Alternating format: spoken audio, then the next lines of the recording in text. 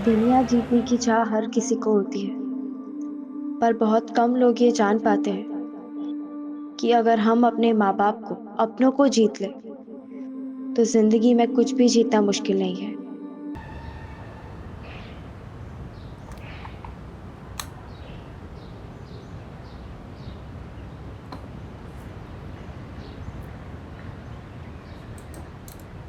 ध्वनि, क्या आती तू? 1 घंटा हो गया ना स्कूल छूट के। મમ્મી કેટલો વરસાદ હતો, सब जगह पानी भर गया है। अच्छा, पड़ोस के बच्चे तो सारे आ गए घर पे। तू बारिश में खेल रही थी ना, इसी खिलवाड़ की वजह से फेल हो गई गणित में। मोड़ू सुजुआ छे, तेरी क्लास के जीनल ने पूरे मोहल्ले में ढिंडोरा पीट दिया है। तेरे पप्पा को भी पता चल गया होगा, आ रहे होंगे अभी। नहीं नहीं मम्मी, आपको तो पता है ना, एग्जाम के दिन मुझे 104 बुखार था, एना माटे मारू पेपर सारू नतु गयो। आप पप्पा को बोल देना प्लीज। हाँ, बात मने नहीं, तारा पप्पा ने समझाओ। लेकिन मम्मी,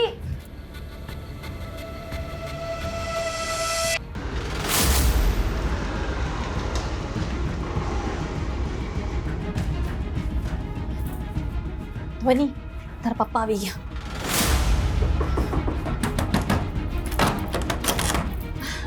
आपके लिए चाय बना दूं गरमा गर्म, या फिर सीधा खाना खाओगे आप? ध्वनि क्या छे? ध्वनि क्या छे? ध्वनि बोलो, मने जोईने भणवानुं नाटक करे छे। मम्मी मैं बहुत बुरी हूँ ना, मेरे वजह से पापा ने आपको भी चिल्लाया। सांभळ बेटा, तू मुझे देख रही है ना, मैं नहीं चाहती कि तू मेरे जैसी जिंदगी जिए। तने खबर छे, मैं नर्स बनना चाहती थी, देख क्या बनकर रह गई। ध्वनि, एक ही तरीका है अपनी जिंदगी को संवारने का, खूब मन लगाकर पढ़ाई कर, कुछ बन जा, अपने पैरों पर खड़ी हो जा, और फिर अपनी जिंदगी अपनी तरीके से जी। समझ रही है ना बेटा? आराम से।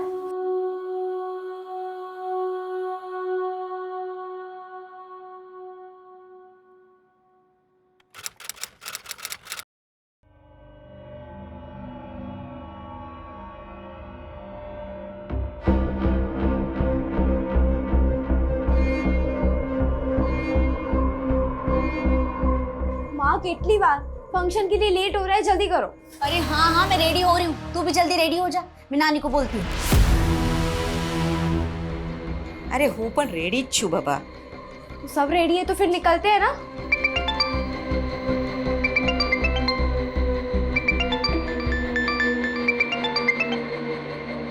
हेलो, तुम लोग फंक्शन के लिए निकले या नहीं?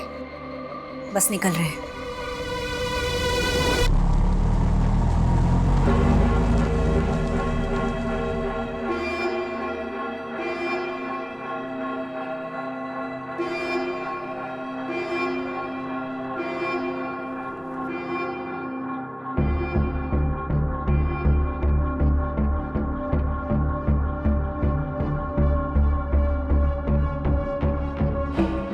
माँ,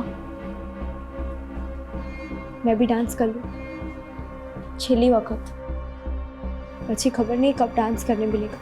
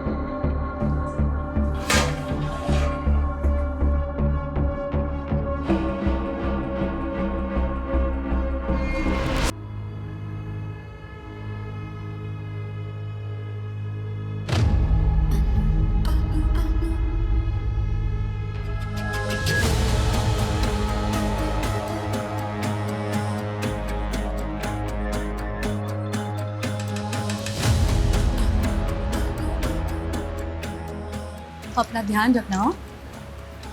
आप भी ना तने बहुत मिस करीस। प्लीज मेरे को छोड़ के मत जाओ ना। ऐसा मत कर बेटा, तुझे पता है कि इतनी हिम्मत से ये फैसला लिया है, खबर नहीं હું તારા વગર કેવી રીતે રહીશ? हाँ हाँ बराबर છે। તું સારા પ્યાર બેટી पे લૂંટા દે। हाँ तो तारे माटे काई नहीं। हाँ, छोड़ दूंगी तेरे को, ठिकाना ही नहीं रखा है मैंने तेरा। माँ? कैसी माँ? क्या किया है तूने मेरे लिए? अपना रिश्ता ना एक समझौता है, उससे ज्यादा कुछ नहीं। और वो भी ना आज खत्म हो जाएगा। इसके बाद तुम मरे जिए मेरे को कोई फर्क नहीं पड़ता। और आज પછી તમારો રસ્તો અલગ, મારો રસ્તો અલગ, બસ। હવે आज સાંભળવાનું બાકી હતું। अब क्या बचा है जीने में? उसे तो मरना ही अच्छा है। धनी बेटा, वो भगवान ने तारा माटे प्रार्थना करीश। सब ठीक हो जाएगा। आज के बाद हम कभी नहीं मिलेंगे। आओ जो।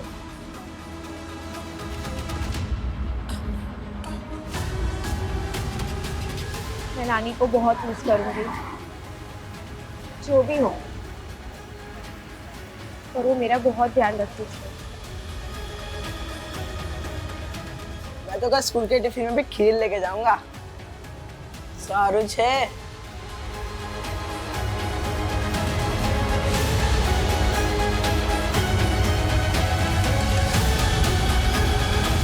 आ जाओ, तारा माटे वो फंक्शन में से ना थोड़ी सी बचा ली, तुझे पसंद है ना, खा लेना। अच्छा सुन, टाइम हो गया, मैं निकलती हूँ। मम्मी, આટલો બધો પ્રેમ કરે છે, मुझे छोड़ के क्यों जा रही हो? फैसला बदला भी तो जा सकता है। नहीं, બહુ લેટ થઈ ગઈ છે, તો अपना ध्यान रखना, मैं निकलती हूँ।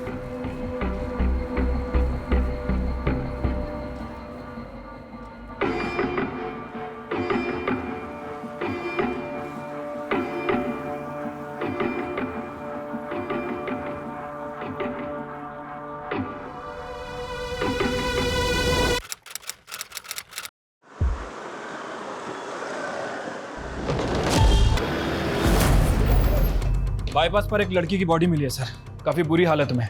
लड़की के साथ रेप भी हुआ है। उसके बाद किसी भारी चीज़ से उसके सर पे वार किया गया है और शायद मरने के लिए बाईपास पर फेंक दिया गया है। सर डॉक्टर का कहना है कि लड़की की बॉडी में जहर भी है। मेटलिक पॉइजन है, खाने के साथ दिया जाता है, काम करता है, लेकिन इस केस में मात्रा बहुत ज़्यादा है। लड़की के पास समय बहुत कम है सर। कौन है ये लड़की? सर, ये लड़की का पर्स। बस यही मिला है? कार्ड, कैश कुछ नहीं? नहीं सर। रेपिस्ट ने इतनी दरिंदगी दिखाई और मरने के लिए जहर दिया। आज तक किसी भी केस में मैंने इसे देखा नहीं है। या हो सकता है जहर देना भी प्लानिंग का हिस्सा हो। देखने से तो ये रोड रेज का केस भी लग रहा है, बट व्हाटएवर इट इज, ये कोई नॉर्मल रेप केस तो नहीं है। सर लड़की की बॉडी पर कोई डीएनए, कोई सीमेन सैंपल नहीं मिला है। और सर बाईपास पर इतनी गाड़ियां चलती है, कैसे पता लगाएंगे कि उस लड़की के साथ इतनी हैवानियत किसने की है?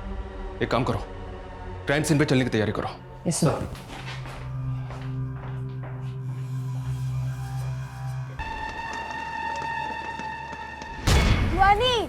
ધ્વનિ નામ છે મારું, અને હું મારા મમ્મીની ફેવરેટ છું, અને હું એમને બહુ પ્રેમ કરું છું। अरे बस कर હવે, सबको पता चल गया। चले घरे चले। बेटा,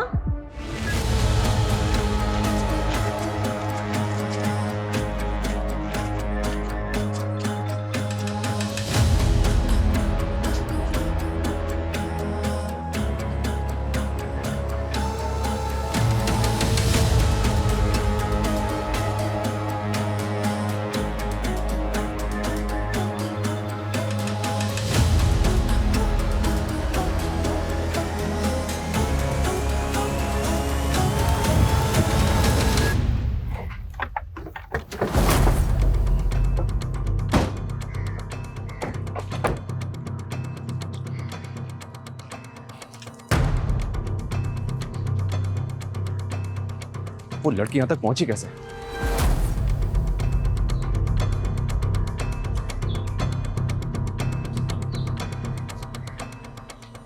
ए सुनो, तुम रोज इसी जगह खड़े होते हो?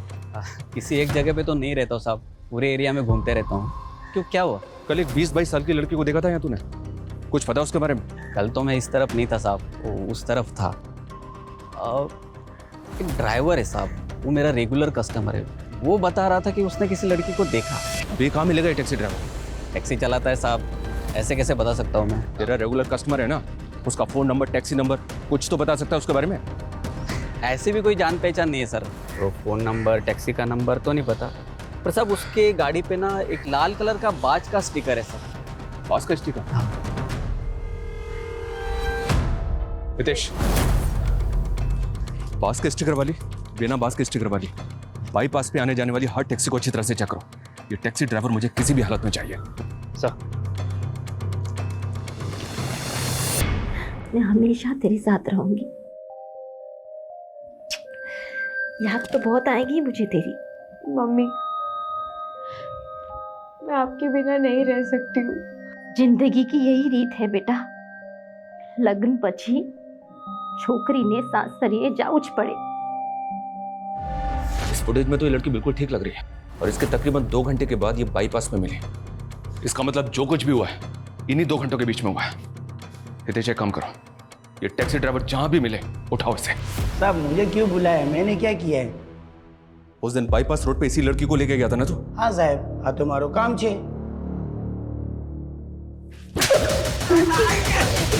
जल्दी बोल, क्या किया उस लड़की के साथ, बोल। मैंने क्या किया है साहब?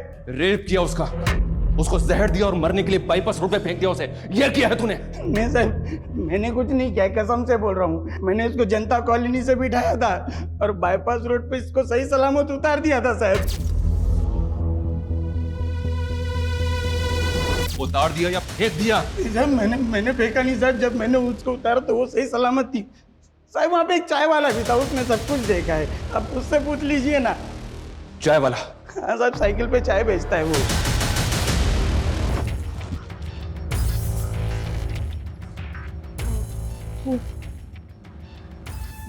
हमारी तबीयत ठीक न थी, मुझे बुखार है तो इसलिए।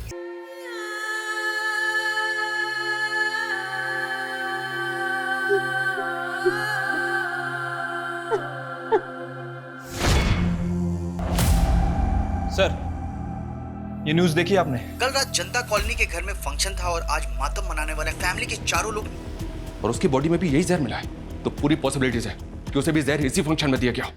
हितेश मूव।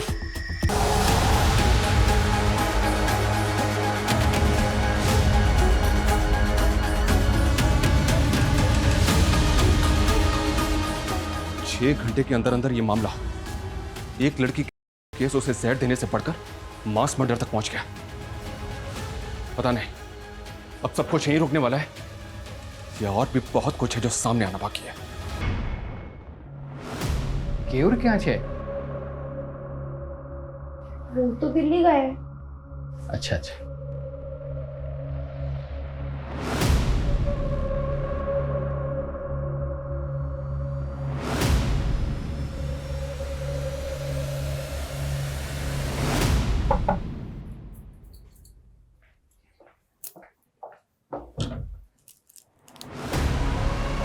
શું થયું?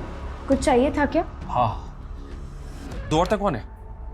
सर ये मेहंदी है, ये उसकी बेटी है और ये उसकी माँ है।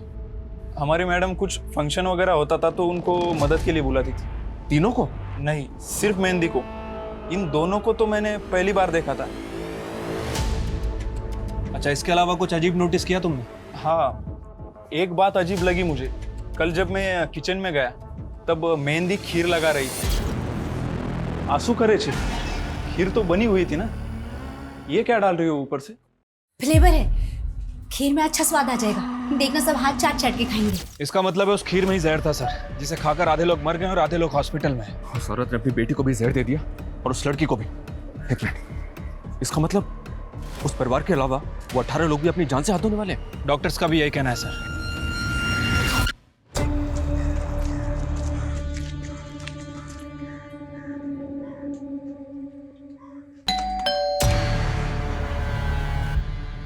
कौन था मैं?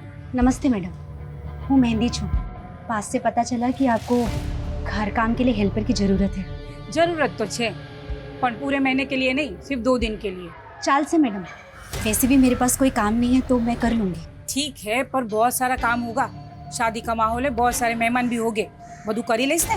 आप बिल्कुल भी फिक्र मत करो, आपको जरा भी शिकायत का मौका नहीं दूंगी मैं। ठीक છે, ચાલ અંદર। ये हमारा किचन है, हाँ? અને આગળ જઈને પછી આ हमारू बेडरूम और ये मेरे बेटे का बेडरूम, हाँ? और ये आगे जाके यहाँ पे ऊपर टेरेस और ये हमारा हॉल, ठीक है? तुम जाके ना किचन में थोड़े से बर्तन है वो पहले घिस लो, बाकी का काम मैं बाद में बताती हूँ, हाँ? जाओ।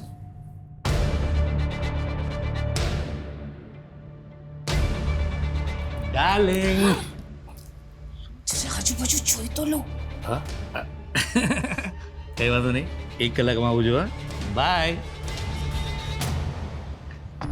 या sure I will do don't worry bye mummy. अरे तू क्या जाए छे? फोन रख पहले तू। एक काम था मम्मी छोटा सा। फोन रख। अच्छा एक minute can I call you letter?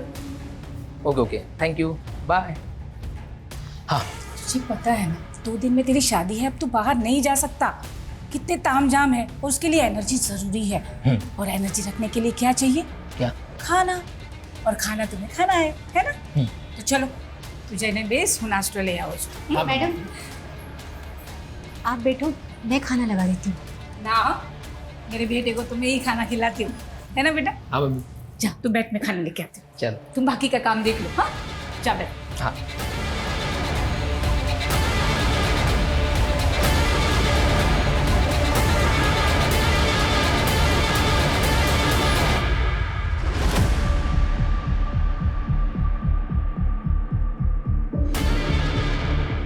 हाँ सर, काले जोजू हतू ये दोनों यहीं बस स्टॉप पर बैठे थे। ये यहाँ से कहाँ गई कुछ पता है? सर ये तो नहीं पता, क्योंकि मेरी बस आई जब तक दोनों यहीं थे, उसके बाद मैं निकल गया। ये नानी भी थी इनके साथ? सर इनको तो नहीं देखा, बस वो दोनों ही थी।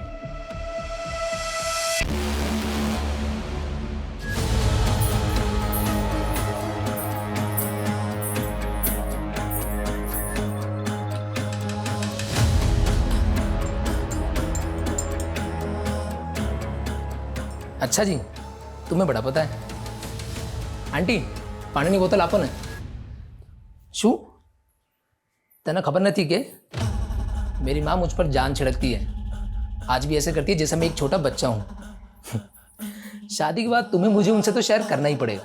पता है मुझे क्या लग रहा है? मुझे लग रहा है शादी के बाद तुम दोनों में सॉलिड कंपटीशन होने वाला है, देख लेना। वो दूध किसके लिए? आपकी मम्मी के लिए, वही देने जा रही थी। अच्छा लाओ मैंने आपको मिल जाता हूँ।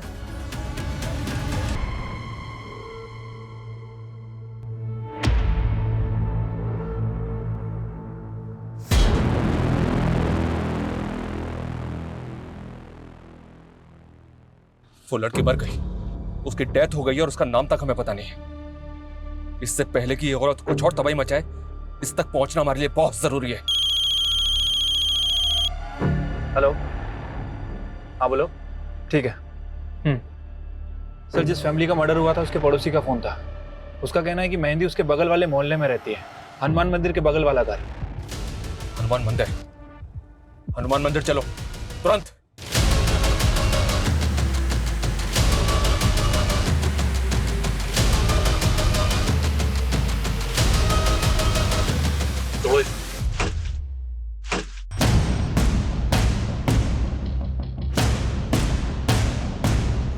घर को अच्छी तरह से सर्च करो, देखो कहीं कुछ मिलता है क्या।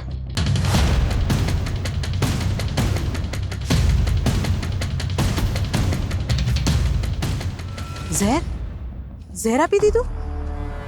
पर उन लोग में तो बहुत प्यार था, एक दूसरे का बहुत ख्याल रखती थी वो। ये मेहंदी और उसकी माँ कहाँ जा सकते हैं, कुछ बता सकती हैं? उनका कोई रिश्तेदार वगैरह? रिश्तेदार तो नहीं खबर, पर हाँ उनके घर पे बहुत लोगों का आना जाना रहता था, ज्यादातर लड़की आती थी। Thank you. आ छोकरी कौन छे? हमारा दूરની બેનની છોકરી છે, कुछ दिनों के लिए आई है। अच्छा सर ये कुछ आईडीज मिले। नानी माँ बेटी तीनों के डॉक्यूमेंट पे तीनों का एक ही नाम, मेहंदी शाह। ये कैसे हो सकता है? ये क्या माजरा है? सर अंदर से पर्स मिला है, इसमें कुछ डॉक्यूमेंट्स थे, एक फोटो भी है। ऐसा लग रहा है शायद छुपा के रखे गए थे। इस पे रांची का एड्रेस है और ये 20 साल पुराना डॉक्यूमेंट है। सर एक मिनट सर, इस फोटो के पीछे जो बिल्डिंग है शायद भरूच के विजयनगर की है। तो हो सकता है ये वही हो। फौरन एक टीम भरूच भेजो। जानता हूं ये भूसे के ढेर में सुई ढूंढने के बराबर है, पर क्या करें, कोई चारा नहीं हमारे पास।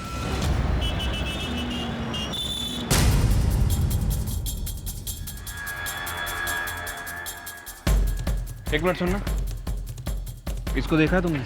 सर ये तो जमुना भाई है और ये उनका बेटा मयूर। इन तीनों में से किसी को पहचानते हो?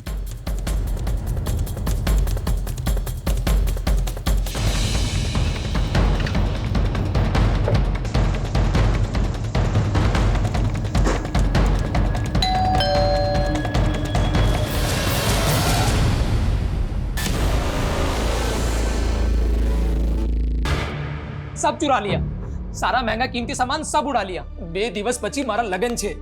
पता नहीं कहां से घूमती फिरती आई थी। मम्मी ने तो हेल्प करने के लिए रखा था उसे, शादी का काम संभालने के लिए। हमने शू खबर की वो चोर निकलेगी। जमुना दास जी, अजीब बात है, आप अपनी पहली पत्नी को नहीं पहचान पाए?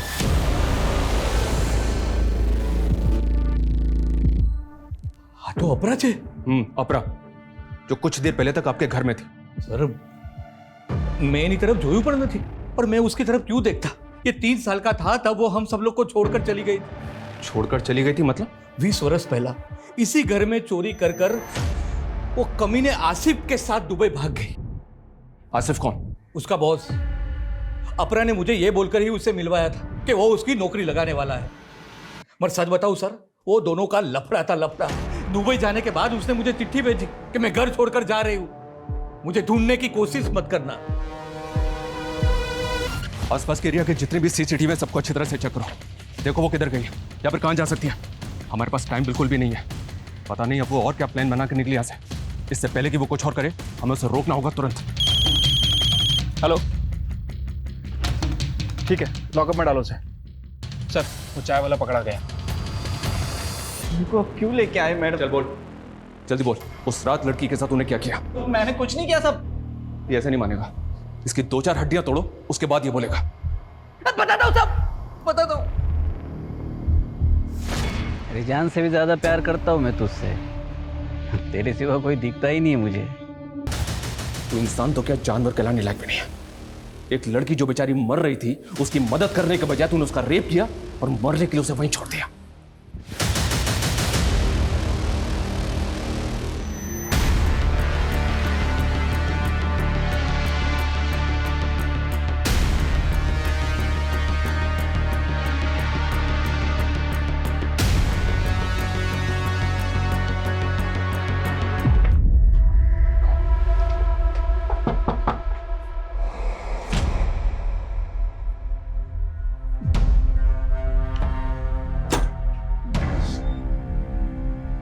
ये ध्वनि का घर है?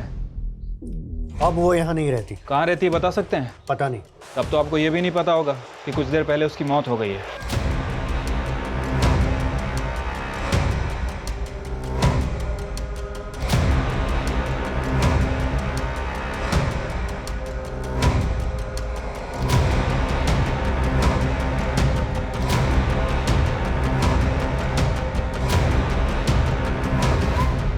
मैं मारी ध्वनि ने। आपकी वजह से उसकी मौत हुई मतलब? 4 साल पहले वो यहाँ आई थी, जब उसके ससुराल वालों ने उसे घर से निकाल दिया था। मैंने बड़ी खबर थी कि उसके ससुराल में उसके साथ क्या हो रहा था। उसकी मम्मी ने बताया था मुझे। ध्वनि ने फोन आई, वो तो बहुत रो रही थी। वो उसके साथ जबरदस्ती हो रही है, रेप हो रहा है उसका। क्या फालतू बात कर रही है? अब पति के साथ सोने को भी तुम माँ बेटी रेप बोलोगी? नहीं नहीं, पति नहीं, ससुर। अंजे शू बोले ये? दोबारा ऐसी फालतू बात की ना तो मुझसे बुरा कोई नहीं होगा, समझे? जा काम करने दे। मेरे ही डर से मेरी बेटी अपने ही घर में नहीं आ पाई। तो उसके बाद वो कहाँ गई आपको नहीं पता? मैंने पता भी नहीं किया। समाज के डर से। उसकी माँ भी उसको याद कर करके रो रो के चली गई। मैंने तो लागे इसकी मौत का जिम्मेदार भी मैं ही हूँ। आपको पता है कि वो इतने टाइम कहाँ थी? देखिए 4 साल पहले वो कहाँ थी वो तो हमें नहीं पता, लेकिन कुछ दिनों पहले वो भरूच में किसी अपरा की बेटी बनकर रह रही थी। भरूच? अपरा? जब उसके अपनों ने ही उसे नहीं अपनाया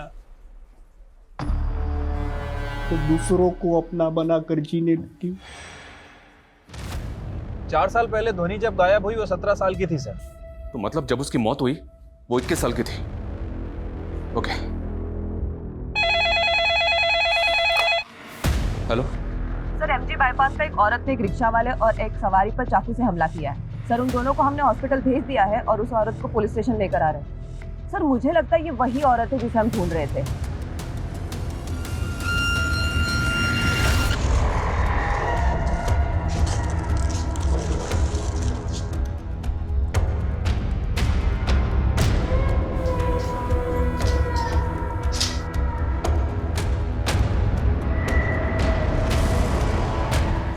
बहन, इरादा क्या है तुम्हारा? और कितनी लाशें गिराओगी? अपने घर में तुम इसलिए गई थी ना? किसे मारना चाहती हो बोलो? अपने पति की दूसरी बाइडी को। वो दूध किसके लिए? आपकी मम्मी के लिए, वही देने जा रही थी। लाओ, मैंने आपको मिल ही जाता हूँ।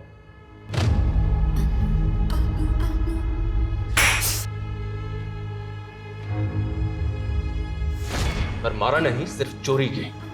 क्यों? क्योंकि मेरा पति और मेरा बेटा उसके साथ खुश है।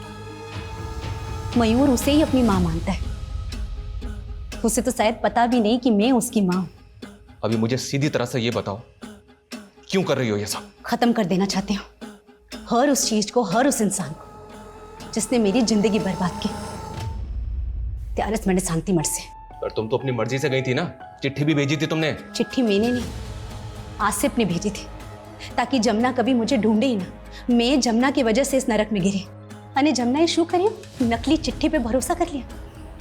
मतलब? जमुना की कमाई कुछ खास नहीं चल रही थी, हमें पैसे की जरूरत थी, तो मैं नौकरी के लिए निकली। मेरा बेटा छोटा है तो मैं वो फुल टाइम जॉब नहीं कर पाऊंगी। पार्ट टाइम जॉब रहेगा ना तो वो मैं कर लूंगी। जमुना, मैं ना बहुत लकी हूँ जो आसिफ जैसा बॉस मिला। 6 महीने हो गए लेकिन जॉब में कोई भी प्रॉब्लम नहीं है बोलो, और बहुत ध्यान रखता है। मुझे तो लगता है ना हमारी लाइफ एकदम अच्छी हो जाएगी। अपरा दुबई का एक काम आया है, 1 वीक की ट्रिप है। भाई फैमिली फंक्शन मैनेज करना है। तुम खूबसूरत हो, अच्छे मैनर्स हैं, अच्छे पैसे भी मिलेंगे। बताओ, जाओगी? पैसे की बहुत जरूरत थी। मैं उसके साथ दुबई चली गई। वहां जाके पता चला कि खेल कुछ हो रही है। मुझसे मेरा पासपोर्ट छीन लिया और मुझे बेच दिया। तो तुम वापस इंडिया कैसे आई? जब मैं किसी काम की नहीं रही तो आसिफ ने मुझे वापस बुला लिया। क्यों? तुम वापस अपने घर भी जा सकती थी ना, क्यों नहीं गई? आसिफ मेरे वीडियोस बनाता था और मुझे ब्लैकमेल करता। रोटली, घर यानी कपड़ा देकर मुझे बच्चियों को तैयार कराने के काम में लगा दिया। बच्चियों को तैयार करना मतलब?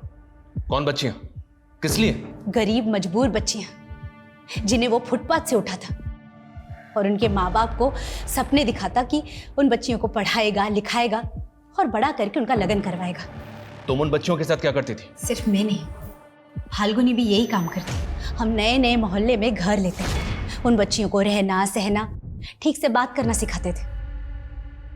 उसके बाद बाबा उन बच्चियों को अमीर पार्टियों में, अमीर घरों में काम के नाम पे धंधे के लिए भेजता। उन बच्चियों की भी वैसी ही वीडियोस बनाता ताकि वो बच्चियां भी काम छोड़कर कहीं भाग न सके।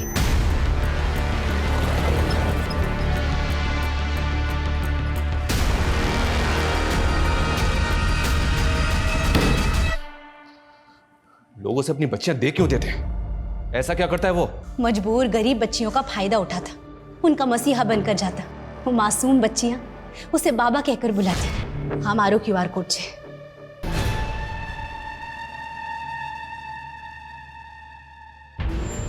ऐसा टैटू तो हमने उस बच्ची ध्वनि के मां पर भी देखा था। उसका QR कोड था। हाँ। और तुम 3 औरतों के डॉक्यूमेंट्स मेहंदी नाम से ही क्यों थे? वो हर बच्ची का नाम मेहंदी ही रखता, ताकि अगर कोई कभी पकड़ा जाए तो उसकी असली पहचान सामने ना आ सके। इतना सब कुछ जानती थी तुम उसके बारे में, पुलिस के पास आना चाहिए था ना तुम्हें। हटलू सरल न थे, वो बहुत बड़ा आदमी है। जब ध्वनि आई तो हमें लगा कि यही हमारा परिवार है। फिर हमने सोचा कि बाबा के चंगुल से आजाद हो जाएंगे, भाग जाएंगे यहाँ से। बस अवे बहुत है गई, अब हम अपनी किस्मत खुद लिखेंगे। तो तुम भागी क्यों नहीं? भागी तो थे। सबसे पहले ध्वनि गई थी, लेकिन उसे पता चला कि उसकी माँ मर गई है और उसका बाप उसे कभी नहीं अपनाएगा। उसके पास रहने के लिए जगह नहीं थी, तो उसने बाबा के पास वापस आने का फैसला किया। उस फंक्शन में तुम तीनों औरतें साथ में गई, तो तुम तीनों वहां से भागी कब? फंक्शन के बाद ही अलग होने का प्लान था। इस फंक्शन में तुमने लोगों को जहर दिया था ना, उसमें वो लड़की भी थी जिसे तुम अपनी बेटी मानती थी, उसे भी। मैं नहीं चाहती थी कि वो उस नरक में वापस जाए। बाबा के फायदे के लिए वो रोज मरे, इससे अच्छा तो एक बार में मर के मुक्ति पा जाए। इसीलिए मैंने उससे मुक्त कर दिया। लोग जिन्हें तुमने मारा उनमें 2 बच्चे भी थे, उन्हें क्यों मारा? कोई मासूम नहीं था। बाबा के बाद बच्चियों के खरीद फरोख्त में ये परिवार सबसे आगे था। उस घर के हर आदमी ने मेरा रेप किया है। मैंने सोच लिया था जब भी मौका मिलेगा ना, मैं सबको खत्म कर दूंगी। तुम्हें पता है, उस परिवार के अलावा भी तुमने 18 लोगों की जान ली। ज्यादा भी होते ना तो फर्क नहीं पड़ता। कभी किसी ने मेरा दुख सुना, और गेहूं के साथ ना घुन भी पिसता है, वही हुआ। अगर वो परिवार जिंदा रहता ना तो पता नहीं कितनी बच्चियों की जिंदगी बर्बाद होती। आज तारीख सोचिए, 12 जुलाई। क्यों? बचा लीजिए, उन बच्चियों को बचा लीजिए। किन बच्चियों को बचाने? किसकी बात कर रही हो तुम? मेहंदी और हिरन 10 साल की बच्चियां हैं। बाबा उन्हें पाकिस्तान गुजरात बॉर्डर पर बेचने वाला है। हेलो, बिना पेमेंट हुए माल बॉर्डर नहीं पहुंचेगा। उसका नंबर है तुम्हारे पास? हाँ। हितेश, उसका नंबर नोट करो और पता करो कि इसके बाबा की करंट लोकेशन क्या है। Move fast.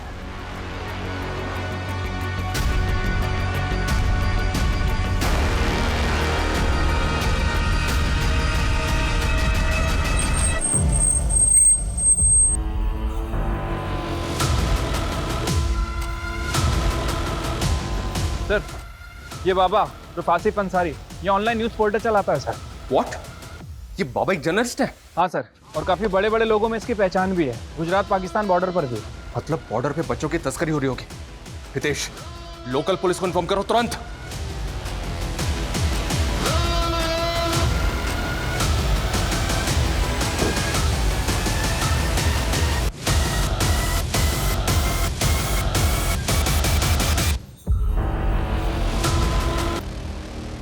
इन्हें चाइल्ड वेलफेयर वालों को फोन करो और इन दोनों बच्चियों को इनके माँ बाप तक पहुंचाने का इंतजाम करो।